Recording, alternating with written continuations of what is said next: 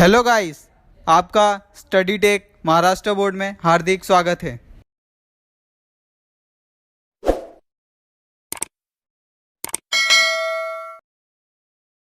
हिंदी लोक भारती का 10वां लेसन, रात का चौकीदार, यानी जो रात को पहरा देता है या रात को घर की रखवाली करता है या आजू बाजू की एरिया की रखवाली करता है, उसे चौकीदार कहा जाता है। और रात का चौकीदार यानी रात के टाइम पे चौकीदारी करता है, इसके लिए रात का चौकीदार। और जो उसके लेखक है, जो राइटर है, वो है सुरेश कुशवाहा जी। वह एक तन्मय यानी सुरेश कुशवाहा तन्मय इनका पूरा नाम है। और जो उनका परिचय है, उनका परिचय इस प्रकार है। उनका जन्म 1 जनवरी 1955 में हुआ था मध्य प्रदेश में। और जो उनका परिचय है, तन्मय जी कवि लेखक के रूप में प्रसिद्ध है। वह एक कवि भी थे और एक लेखक भी थे। उनकी रचनाएं विभिन्न पत्र पत्रिकाओं में छपती रहती थी, यानी जो मैगजीन होती है उसमें उनकी विशिष्ट रूप से जो लेखन थे वह छपते थे।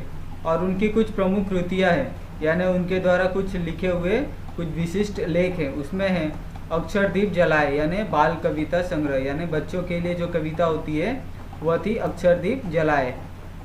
छोटू का दर्द एक कहानी, शेष कुशल है काव्य संग्रह आदि, ये सब उनके जो कृतियाँ थी वह सब फेमस थी या विख्यात थी।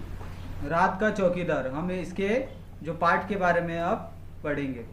दिसंबर जनवरी की हाड़ कपाती ठंड हो, झमाझम बरसती वर्षा या उसम भरी गर्मी की रात हो, हर मौसम में रात 12 बजे के बाद चौकीदार नाम का यह निरीह प्राणी सड़क पर लाठी ठोकते, सीटी बजाते, हमें सचेत करते हुए कॉलोनी में रात भर चक्कर लगाते रोज सुनाई पड़ता है।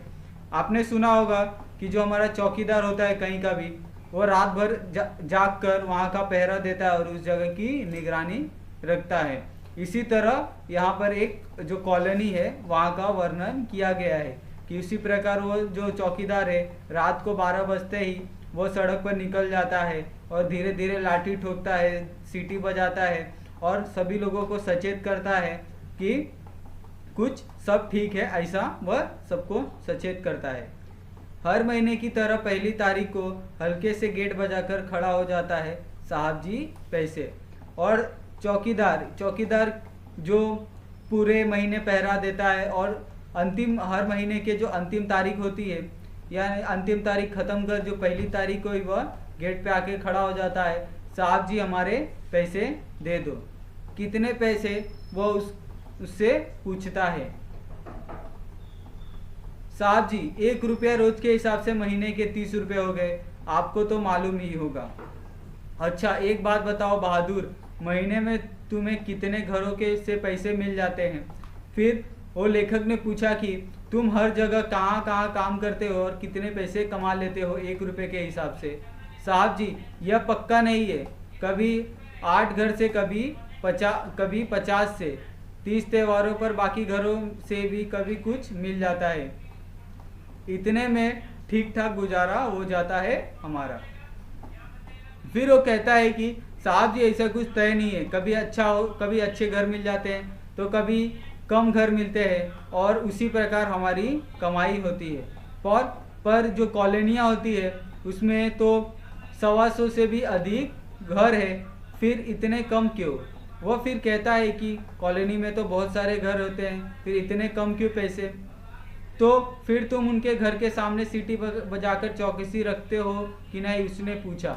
हाँ साहब जी, चौकसी रखना तो मेरी जिम्मेदारी है, मैं केवल पैसे के लिए काम नहीं करता, फिर उनकी चौकसी रखना तो और भी ज़रूरी हो जाता है। भगवान नहीं करे यदि उनके घर चोरी वोरी की घटना हो जाए तो पुलिस तो फिर भी हमसे पूछेगी ना।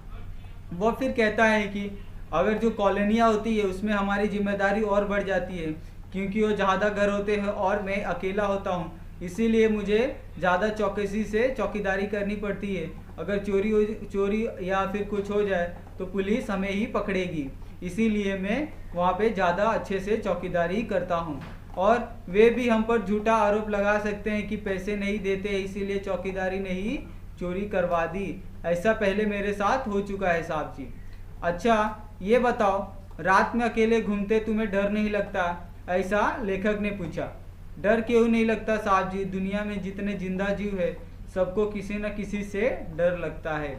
बड़े आदमी को डर लगता है तो फिर हम तो बहुत छोटे आदमी हैं। कई बार नशे पत्ते वाले और गुंडे बदमाशों से मारपीट भी हो जाती है। शरीफ दिखने वाले लोगों से झिड़किड़िया, धुतकार और घोंस मिलना तो रोज की बात है। अच्छा बहादुर, सोते कब हो तुम? यह फिर क्या वह फिर प्रश्न करता है। और जो चौकीदार होते हैं उनकी लाइफ भी इजी नहीं होती।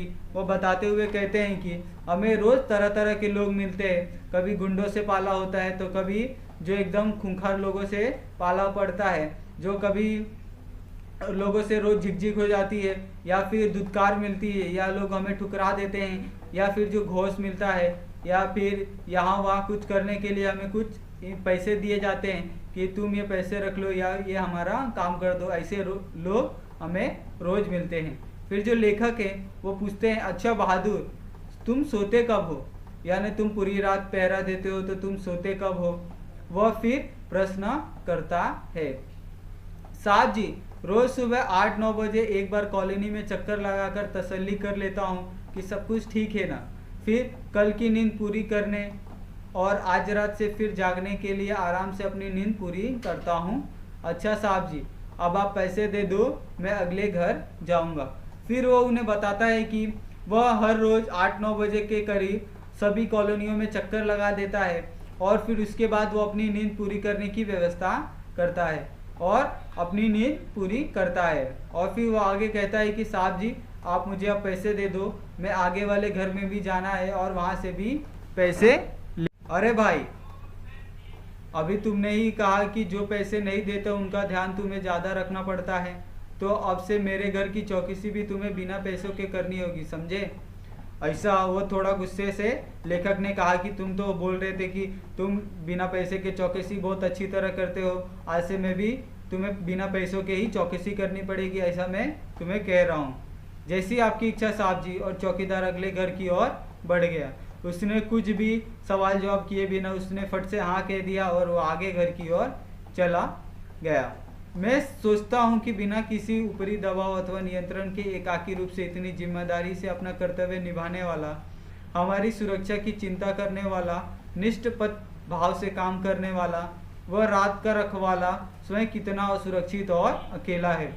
उसके जाने के तुरंत बाद लेखक को लगा कि यह तो सबके लिए सबकी मदद करता है, हर रोज जागता है और रात भर हमारी सुरक्षा करता है, परंतु इसे भी कितनी असुरक्षता है और कितना अकेला है, इसे भी कितना डर है, यह सब लेखक जो सोचने लगे। मैं रात भर वापो में रहा, यानी जो रात भर घबराहट में रहा, ठीक से नींद भी नहीं आई। सवेरे उठने तक मैं निर्णय ले चुका था। मैंने चौकीदार को बुलाया। उसने कहा, मेरे घर की चौकसी करने का तुम्हें पूरा मेहनताना मिलेगा। चौकीदार ने सलाम किया और चला गया। मैंने चैन की सांस ली और उसके प्रति श्रद्धा बढ़ गई। और जो लेखक ने उनसे कहा था कि तुम्हें भी मेरे यहाँ फोकट में यानी बिना पैसों के चौकीदारी करनी होगी, परंतु उसके जो बात थी उस पर चौकीदार ने कुछ रिएक्ट नहीं किया और उसने हाँ कह दिया कि हाँ साहब, मैं आपकी चौकीदारी करूँगा बिना पैसे को ही।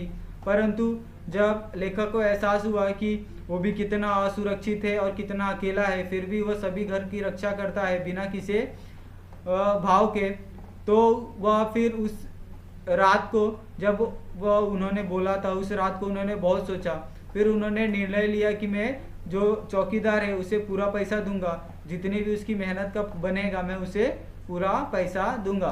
फिर उसने तुरंत चौकीदार को बुलाया और कहा कि तुम घबराओ नहीं, मैं तुम्हें पूरे महीने का जितना मेहनताना होगा पूरा तुम्हें दूंगा। फिर चौकीदार खुश हो गया। उसने जो साहब था उसे सलाम किया और वहाँ से चले गया। और जो लेखक थे वो लेखक के मन में जो चौकीदार के प्रति जो श्रद्धा थी और बढ़ गई। और इसमें कुछ शब्द संसार दिए गए हैं, जैसे शब्दों के अर्थ। उसमें है उमस यानी उष्णता, यानी जो गर्मी होती है। धौस, धौस यानी धमकी या रौब, जो धमकी जमाना या रौब जमाना। उहापो यानी उधड़ बुन, यानी घाई घाई में। और कुछ मुहावरे दिए गए हैं। तसल्ली करना यानी समाधान करना, चैन की सांस लेना यानी आश्वस्त होना।